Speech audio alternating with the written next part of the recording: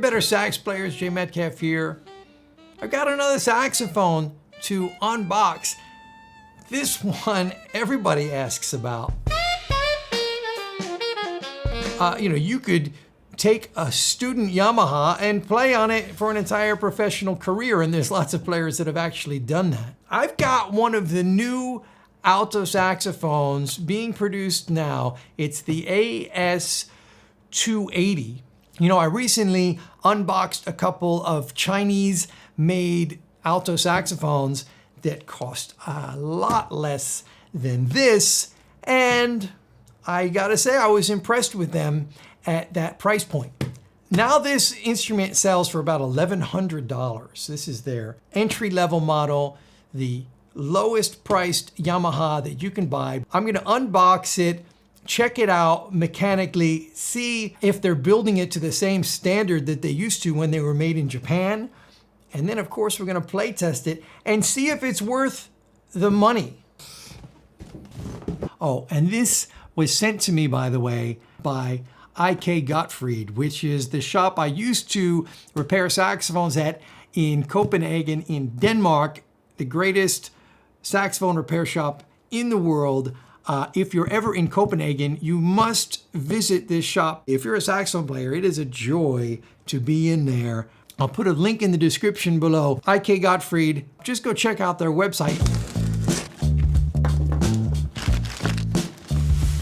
Okay, this is a well-packed saxophone. One thing I always loved about Yamaha student saxophones were the cases. Nothing has changed. The case has only gotten better, at least from what I see on the outside. Zips, but the zips have a very solid feel to them. Hard plastic handle here, another hard plastic handle here. The outside is quite rigid. In here, you've got backpack straps that fold away. This is plastic, but will probably do the job. They zip away and they're gone. They're gone.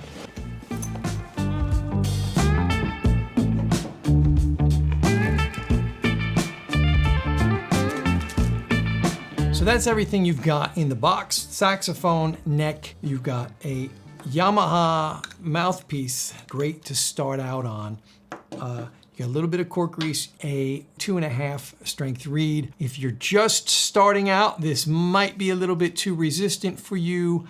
You might want to start with a 2. If it's for a younger beginner, 1.5 perhaps. You've got a neck strap, you've got a polishing cloth and owner's manual. One thing that's really cool about Yamaha saxophones, they have a design of the octave key where it doesn't protrude, it doesn't stick out like other saxophone models do. This thing is kind of flush with the top of this, which is good because it's one less thing to bend or break on your instrument.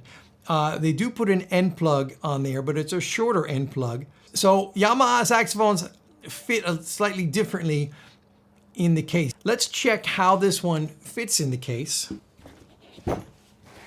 It's a good snug fit. Almost no movement whatsoever. This top part of the case here is quite soft and spongy, and the bottom part of the case where the saxophone is resting is quite rigid. It's like a very firm foam.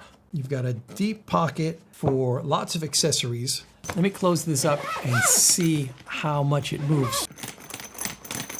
Yeah, the only thing moving are the zippers. This is so important if you've got young kids bringing these to school back and forth every day on the school bus. You need to protect the investment. This costs over $1,000. So well done on the case. Time will tell, of course, if it holds up. I like the zippers though. The feel of the zippers is pretty sturdy. It's got these feet on the bottom, so when you stand it up like this, it's very stable. And then feet on this side.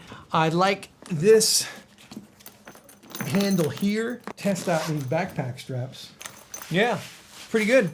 So I'm assuming this instrument is coming to me directly from the factory. Yamaha BetterSax 280, made in Indonesia. One thing I noticed straight away though, is the pads are quite sticky.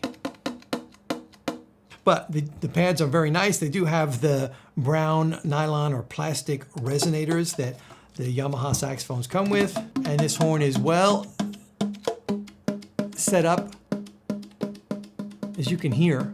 This does not have ribbed construction. It has post to body construction, meaning that each one of these posts on here is soldered onto the body of the saxophone individually. These are made exactly like the old Yamahas with the same body to bell brace. You don't get any engraving on this instrument. You just get the Yamaha logo.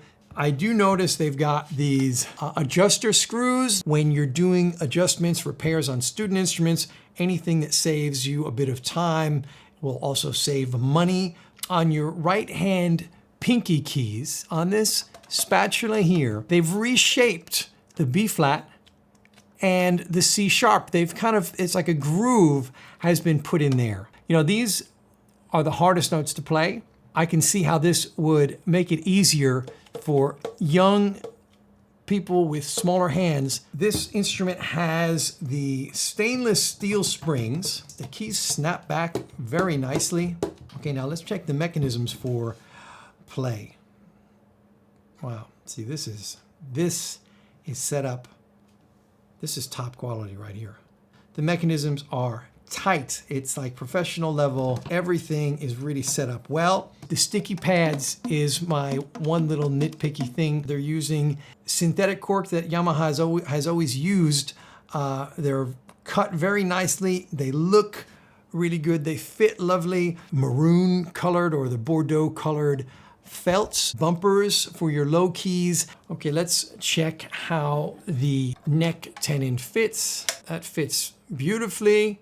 Now I want to check how the mouthpiece fits on the cork, just dry with no cork grease, and it goes on. Nice tight fit. That's what you want when you buy a brand new saxophone. You want to be able to put the mouthpiece on the cork. Okay, now I'm going to play test it. I'm going to play test it with the Yamaha 4C mouthpiece that comes with it, as well as my mouthpiece. But this is an excellent mouthpiece, especially for beginner players, because it's easy to get a sound out on it. In the description below, I've put a link to where you could purchase this saxophone from Amazon. One thing I will say about the Yamahas is that they hold their value perhaps better than any other student level saxophone because of their great reputation and decades of making quality instruments. People know that you can buy a used one of these and it's going to be a good instrument. If you want to save some money, you can find one of these used. They've made so many. Look on eBay, look on Craigslist. They're not cheap, but you're going to save some money. If you've got one and you want to sell it, you should be able to get a good percentage of your investment back.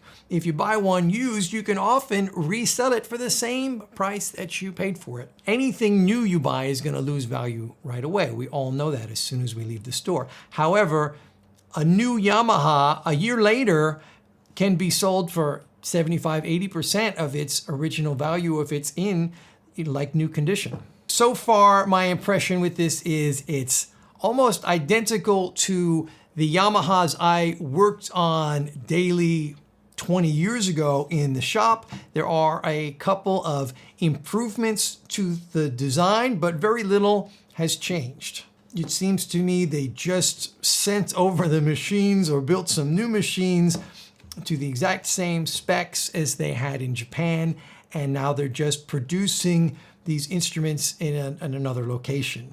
Okay, so now for a play test. I've got the horn set up. This is the mouthpiece that it comes with, the ligature that it comes with right out of the box.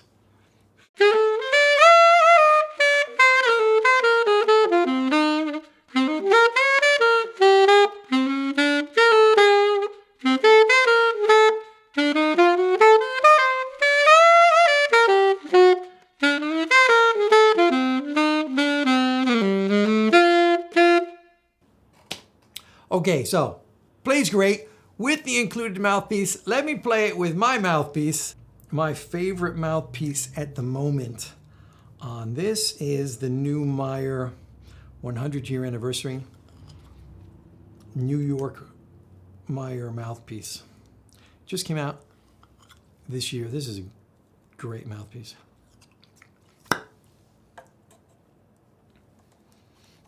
And I'm playing on a Rigatti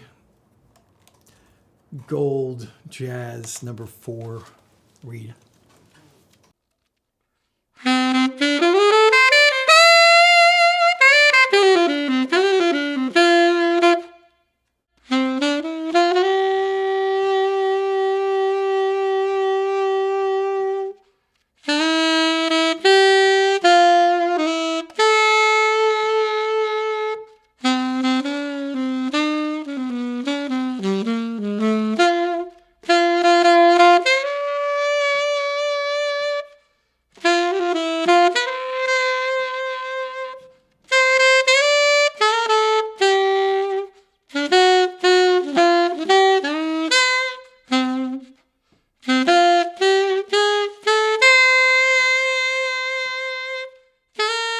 What's the difference between this saxophone and a professional instrument that costs thousands of dollars more? Not a lot, really. Unless you are at a very, very high level with your saxophone playing, this saxophone right here is all you need. This is an excellent instrument.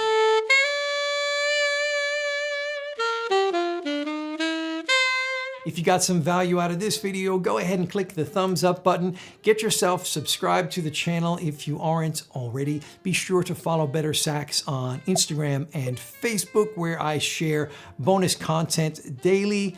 Thank you for watching, and see you again soon in another BetterSax video.